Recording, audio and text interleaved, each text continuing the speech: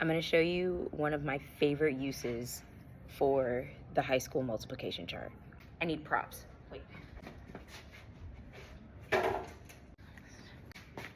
Okay, we're back with props. So my favorite use for the multiplication chart, once the kids already know their multiplication facts, or if you're in middle school, high school, so any secondary, is to use it for equivalent fractions and or proportions, or to simplify fractions. So here's how it works. If I wanted to simplify a fraction, I'm going to find the fraction here in the colored part of my board. So let's say that the fraction is 9/15, okay? So I'm going to look here, and because it's a fraction, I want to be looking at columns, so going vertically down.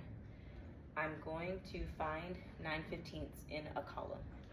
Look and see if I can find 9/15. So I'm looking here. I know it's in the threes column, so 9 and 15 are right here. 9/15. So I can visualize that as a fraction in my head. 9/15. Now, I may need another prop, so hold on. I couldn't find a second meter stick, so I've got a broom, but the same idea holds. So I found 9/15 here, and I can envision this as a fraction.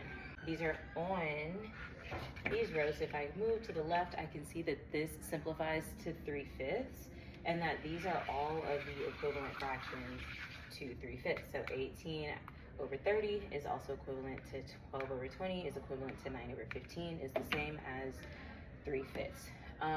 It works really well if you can tell like 1/2, so 1/2, 2/4, 3/6, 4/8, and so on and so forth. But like I said, it does work if the values are not close together. So I could do this for 3/8, and then these are all of my equivalent values for 3/8.